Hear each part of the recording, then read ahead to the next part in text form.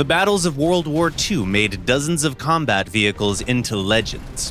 Tankers achieved insane feats on their Shermans, T-34s, and Panthers, while the skies were set ablaze by mighty Mustangs and Spitfires.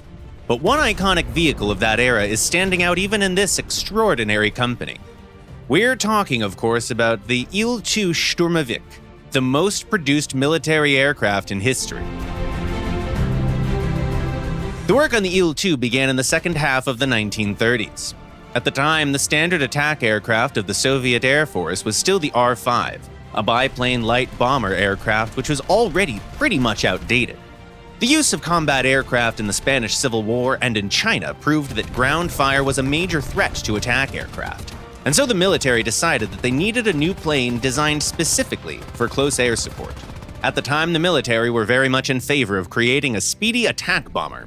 So an aircraft designer called Sergei Vladimirovich Ilyushin came forward with his own take on the concept. He envisioned something that was almost like a flying tank, a sturdy two-seat monoplane aircraft with an enclosed cabin. The engine, fuel tanks, and key systems were to be protected by an armored shell, and the pilot would be protected by a thick layer of armored glass. If you consider the survivability of this design alone, it was already a major breakthrough, as only a few contemporary aircraft were designed with a comparable level of protection in mind. The top brass loved the idea of the new aircraft, but the first prototypes failed to meet the expectations of both the Soviet decision-makers and Ilyushin himself. It was clearly not the way to go. For instance, the AM-35 engine was definitely not powerful enough to make the new aircraft viable.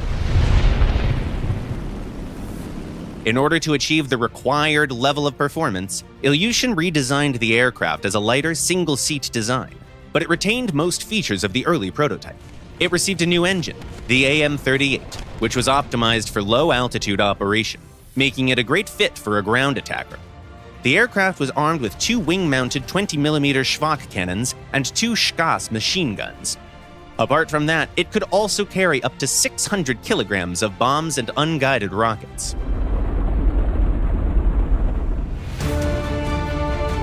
This was the state in which the aircraft, now known as the IL-2, was accepted into service, without any proper trials.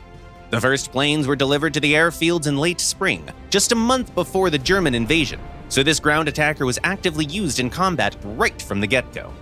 As the IL-2 was being tested in battles, units of those ground attackers were sustaining heavy losses. In the beginning, the Soviet industry simply couldn't keep up with the demand and produce enough aircraft to allow Soviet pilots to fight the Luftwaffe on their own terms. So IL-2s had to operate in a very dangerous environment.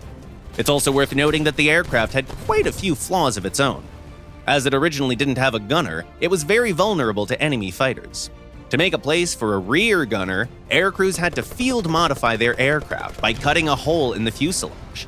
It took literal years to reintroduce the second cockpit for the gunner. Up until the end of 1942, production models were still being made for a crew of one. Nevertheless, the Il-2 became the main ground attack aircraft of the Red Army. Factories were churning out thousands of them, as they proved to be very useful on the front lines. Bombs let this aircraft eliminate lightly armored vehicles and enemy personnel. Its heavy armor protection allowed it to survive enemy fire. And the guns, well, they meant that it wasn't completely defenseless against other aircraft, even though it was still not its specialty. In 1943, the Soviets employed a new variant of the aircraft that received massive upgrades. For starters, it became a two-seater, but it also got a new wing, along with a modified cabin and an upgraded AM-38F engine. Furthermore, as more and more Il-2s were being made, the Soviets started to outfit them with wing-mounted 23mm VYA-23 cannons. The aircraft became more reliable. It could take even more punishment than before, and it was more flexible with its choice of armaments and munitions. The fact that it could carry powerful bombs in its external dispensers allowed this ground attack aircraft to play an important role in the Battle of Kursk and the later battles of the Second World War, as those bombs were very effective against enemy armor. In the end, the Il-2 became one of the most important assets of the Soviet Union that made a major contribution to the victory against Germany. Early in its adoption, this aircraft suffered from high losses and numerous technical issues. but it still became a force to be reckoned with. It's no coincidence that 36,000 of those rolled off the factory floor. The IL-2 was produced in greater numbers than any other military aircraft in aviation history, and it remained in service long after the war, up until the mid-1950s. But then the triumphant arrival of jet aircraft and guided munitions made the military reconsider their stance on classic ground attack aircraft, and for a decade, they faded into obscurity. But that's a story for another time.